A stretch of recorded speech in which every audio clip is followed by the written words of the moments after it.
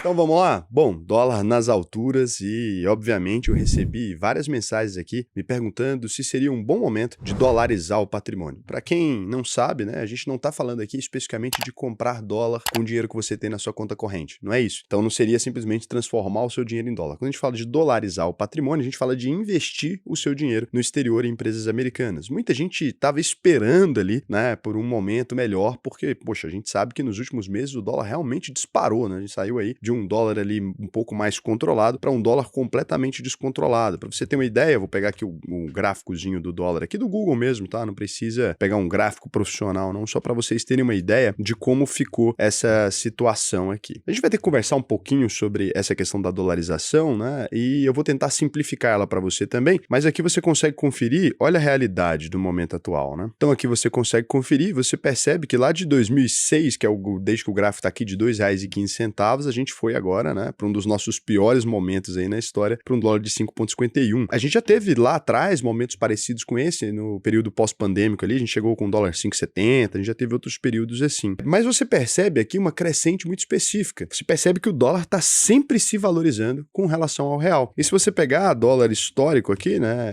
mês a mês, eu vou mostrar para vocês, olha que interessante. Aqui, quando a gente pega o dólar histórico, né, olha o que a gente encontra. Então você percebe aqui o ano específico, a cotação do dólar, não dá para considerar esses anos anteriores, você tá vendo, né, 1 para 3 mil, porque o Brasil mudou de moeda algumas vezes, e essa daqui são as nossas moedas antigas. Mas a partir de 1995, isso aqui já é o real, e você confere, e no começo de 1995 você vai perceber que um real valia mais do que um dólar, né? E foi assim durante muito tempo, na verdade, olha só. Até 1996 ainda tinha isso, aí a gente perde ali essa questão, né, do real valer mais que o dólar em 1996, e daí pra frente a gente nunca mais consegue colocar o dólar no lugar dele. Você percebe que ano após ano, né, se você for pegando só os janeiros, vamos pegando só os janeiros, você vai perceber que de 97 para 1,4, para 1,12, para 1,46, para 1,79, para 1,94, para 2,37, para 3,29. Raríssimas vezes que a gente consegue, ó, fazer ele baixar. Ele foi para 3,29, depois a gente conseguiu 2,81, 2,70, 2,27, 2,14, 1,74. Aqui na grande crise que os Estados Unidos teve lá no subprime, o Brasil conseguiu ali passar pela crise com mais tranquilidade. Você fica um pouco mais velho, né, você vai se lembrar dessa crise global, aconteceu ali em virtude dos americanos não pagarem as suas hipotecas, né, os títulos podres da hipoteca, que foi uma manobra muito, muito estranha que aconteceu no mercado americano. Para resumir para você, se você quiser pode ver o filme A Grande Aposta, onde conta a história direitinho ali, com relativos vacilos, mas dá para você acompanhar e entender melhor. Os títulos considerados os mais seguros do mercado americano são os títulos AAA, né? A gente considerava ali que todas as dívidas que os americanos tinham feito para comprar os seus imóveis, já que existia uma análise séria e correta dos bancos, eram títulos AAA, porque ninguém deixaria de pagar a própria casa. É basicamente isso que era a presunção. O que eles não consideravam é que os bancos estavam com a farra da hipoteca ali, emprestando dinheiro para qualquer pessoa. Tinham pessoas já com 4, 5 imóveis sendo comprados e aí gerou um crash quando perceberam, enfim, aquilo. Vários bancos norte-americanos quebraram nessa época e a gente conseguiu destacar a nossa economia aqui. Aqui você tem, então, no ano seguinte já, né, o dólar a 2,38. Então, em 2010, a R$ 1,77 o dólar. Em 2011, R$ 1,68. 2012 aqui, R$ 1,78, você vai se lembrar desse grande momento, né, que é a capa do Brasil decolando em relação aos seus pares, e aí foi a última vez, né, para vocês terem uma ideia, que a gente realmente conseguiu ficar bem. Então, se você percebe aqui, você vai perceber uma constante. A partir disso, o Brasil nunca mais se restabelece, aí a gente sai de R$ 2,03 lá em 2013 para um dólar, já depois das crises, né, em 2016 de R$ 3,87, em 2017 recua um pouquinho, graças ao vampirão, que acabou dando uma controlada ali na nossa economia, né, fez alguns ajustes, mas 2019 R$ 3,90 e depois disso só ladeira abaixo. E agora as estimativas já dizem aí que em 10 anos a gente pode considerar um dólar a 7 e a gente pode considerar a partir disso depois um dólar até a 9 aí, quem sabe, no futuro. Não, mas isso aí eu fico com uma dúvida. É o dólar que tá muito caro ou o real que tá sendo muito desvalorizado? O real majoritariamente, nem sempre, mas o real majoritariamente ele que está se desvalorizando em relação ao real. A nossa economia cresceu muito menos que a economia americana nos últimos anos e não só, né? A nossa balança comercial, apesar dela ano a ano ficar positiva, a moeda americana, ela se fortaleceu. Mesmo que eles também tenham uma moeda inflacionária, né? Os Estados Unidos estão enfrentando inflação agora. Teoricamente, né? Esse momento agora não era para o Brasil estar sofrendo com o dólar, porque os Estados Unidos está tendo um movimento ali inflacionário e tudo. Inclusive, hoje, na data de hoje especificamente, o que está acontecendo, que fez o dólar cair e recuar, né? Negociado até abaixo de 5,50, que agora a gente considera que é um dólar bom, ele recuou 3% na semana passada, e hoje ele começou a cair ao menor patamar que ele tinha caído desde o dia 17 de julho, né? Ele estava lá firme no 5,50 e alguma coisa, até acima disso. Em julho ele chegou a ficar em 5,48 e hoje também ele ficou às 10 horas aí, 52 minutos, no momento que eu tô falando pode ser que isso tenha mudado, tá? Ele ficou a R$5,48 também, então foi um valor um pouco menor do que estava lá atrás, principalmente por causa dos dados, né, liberados aí pelos Estados Unidos. Na semana anterior a gente vinha ali de uma expectativa de recessão na economia americana, e aí desde terça-feira alguns dados novos, eles mostraram uma suposta melhoria. É o que acontece, no momento em que tem essa melhoria, é comum, né, que investidores americanos que estavam ali voltando para casa com medo, quando tá com medo todo mundo volta para casa, nesse momento eles começaram a investir mais em economias mais arriscadas e até ações e moedas de países emergentes aí como o real e o peso chileno, o peso mexicano, então todos nós aí tivemos um desempenho bom. O enfraquecimento do iene comparado com o dólar também foi um motivo aí para interromper essas desmontagens que estavam acontecendo ali, né? Eu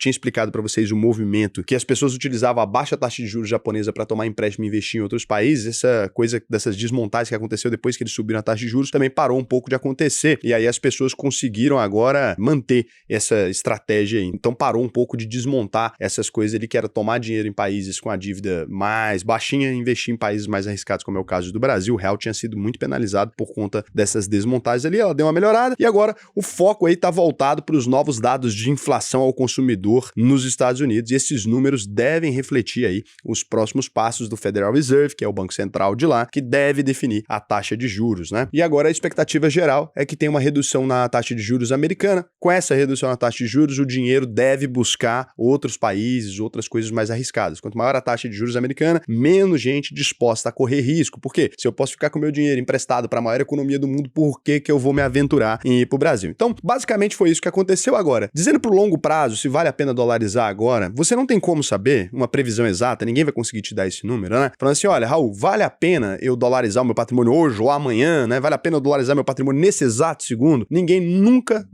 vai ser capaz de dizer isso de maneira honesta. Quem te disser isso falando que sabe o que vai acontecer com o dólar amanhã ou depois, essa pessoa é um mentiroso. Mas o que a gente pode olhar, né, e eu vou mostrar pra vocês aqui, uma coisa que eu sou até contra ficar fazendo esse tipo de bobagem, né, mas eu acho que aqui a gente pode ter um número interessante que vai fazer sentido pra vocês, dessa vez usar esse gráfico aqui. Primeira coisa que eu quero deixar bem claro pra vocês, a gente não pode confiar no gráfico do Ibovespa para fazer análise da economia brasileira ou para fazer análise do desempenho das ações brasileiras. Por quê, Raul? O Ibovespa é um índice de trader. Ele considera ali o volume negociado das ações. Então, se uma empresa, por exemplo, como Americanas, ela era uma empresa menos relevante, só para dar um exemplo, e ela começa a ter muitos traders especulando com ela porque entrou numa crise ou alguma coisa, a tendência é que ela suba a participação dentro do Ibovespa. É um índice que não reflete quem investe para o longo prazo como a gente. Mas aqui eu vou utilizar, sim, o EWZ, que é o índice Ibovespa dolarizado, para mostrar para vocês uma comparação do índice brasileiro aqui, né, com o índice americano no histórico. Então você tem aqui o IVV, que é o índice que replica aí o S&P 500, né? Então as 500 maiores empresas americanas. E você percebe ali que, olha, com raras exceções, né, a gente cresceu mais do que eles ali durante um período de 2004 até 2008, a gente cresceu um pouco mais, você percebe aqui que realmente ele ficou um pouco mais estático. Em 2008, obviamente, ele cai e a gente só vai cair lá para 2009, mas em 2008 eles têm uma queda um pouco mais acentuada, que a gente chega bem próximo, e depois você vai ver que a gente descorrelaciona completamente, a economia americana continua crescendo aqui, né, e aqui o índice brasileiro entra num declínio, né, então você percebe que os americanos ali têm um crescimento muito grande no IVV, nas empresas americanas, enquanto o índice brasileiro começa a lateralizar e ir para baixo. Então, por mais que você observe esse índice indo para cima em reais, né, se a gente fizer isso aqui, observar ele em reais, você vai perceber que ele teve um crescimento um pouco melhor, olha, mas quando a gente olha ele dolarizado, que é o que interessa, né, se você vai fazer uma comparação de se vale a pena investir em dólar ou não, precisa considerar o dólar, a gente percebe aqui que o nosso índice, ele deu uma fraquejada.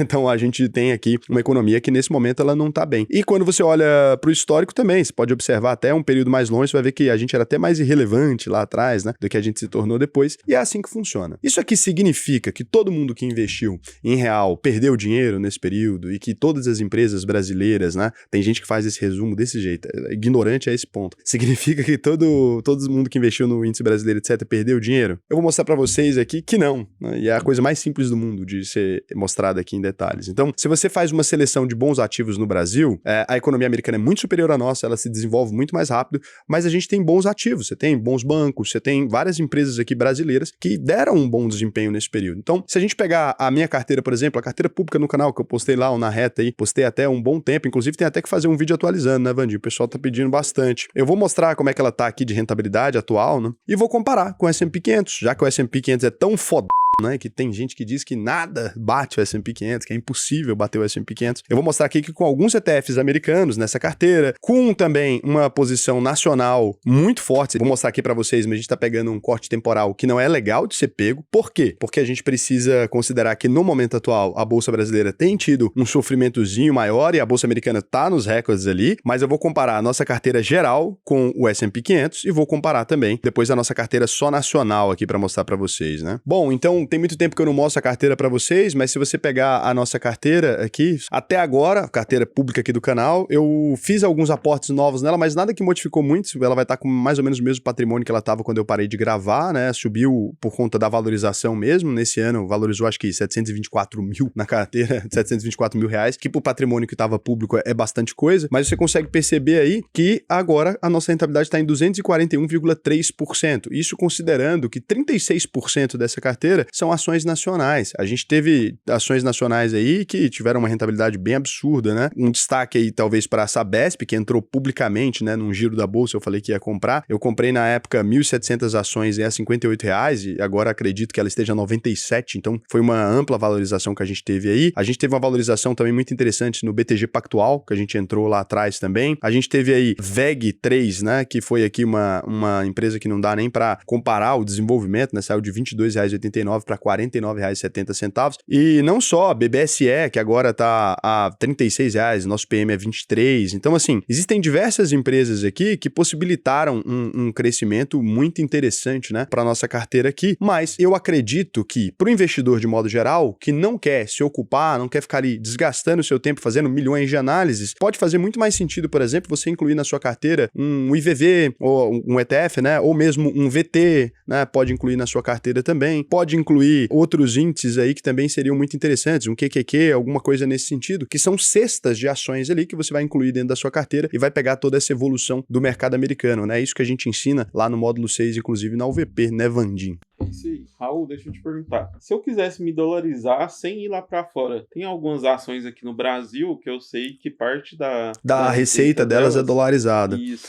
Você tem, quando você investe em empresas comoditizadas, você está se protegendo em relação ao dólar porque elas vendem, a maioria delas, né, vendem para o exterior e a maioria vende em dólar. Então, empresas do setor de carne, mais arriscado, tem que tomar cuidado. Empresas do setor de celulose, também mais arriscado, porque commodities oscilam, tem que comprar no ciclo da commodity certo, né? É quando a commodity está barata e não quando ela está cara. Empresas do setor do agronegócio, que vendem soja, o farelo de soja, etc. Então, essas empresas têm uma dolarização, mas é legal você perder esse medo e investir direto no exterior. Você até poderia investir, por exemplo, em World 11, né, que é um ETF aqui que replica o VT, ou poderia investir aí em IVVB11, né, poderia colocar na sua carteira também, que são ETFs nacionais aqui, e que já vão cobrir essa relação do dólar também. Mas hoje, se você é aluno da UVP, você consegue, na nossa plataforma, investir diretamente no exterior, né, via internacional, e você também conseguiria, se você quiser fazer um trabalho mais robusto, até investir em ETFs irlandeses. Isso a gente não tem disponível ainda na nossa plataforma, mas lá na UVP eu mostro como é que você pode fazer esse investimento também para você economizar em relação aos tributos americanos, né? Então, isso aí é muito bacana. E o que eu vou te dizer é, se você quer aprender tudo isso e muito mais, né, aprender a fazer uma boa seleção de ativos, uma estratégia que faça sentido para você, não tentar pegar a fórmula pronta, porque não é só crescimento de patrimônio, tem gente que já tá na fase, já passei de 50 anos, eu preciso de uma geração de renda, alguma coisa nesse sentido. Se você tiver esse interesse, eu vou falar para você acessar aí alvp.com.br, clica no botão faça a sua análise de perfil, preencha aqui esse questionário mais detalhadamente, bem tranquilo pra gente, que eu vou te ensinar a investir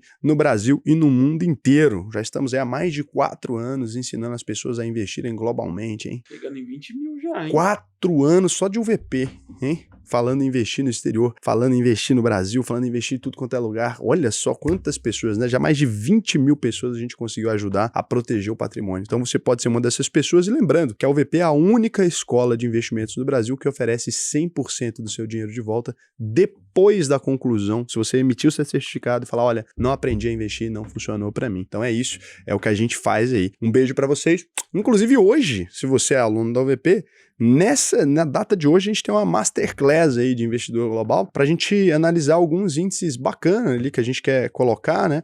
Já tem no curso, mas a gente vai esmiuçar alguns índices. Então, se você é um aluno da UVP ou da UVP para sempre, vai lá hoje, segunda-feira, 19 horas, no horário que esse vídeo tá saindo, né? Deve estar ao vivo agora. Você pode ir lá e conferir, porque vai ter essa masterclass. A gente vai fazer masterclass dos principais índices do mundo, né? A gente tá focado nisso, no Nikkei, etc. Que às vezes não vai ser aquele troço que vai ser 100% da sua carteira, mas pode ser uns 5%, um 2% ali, para você diversificar globalmente. Beijão para vocês.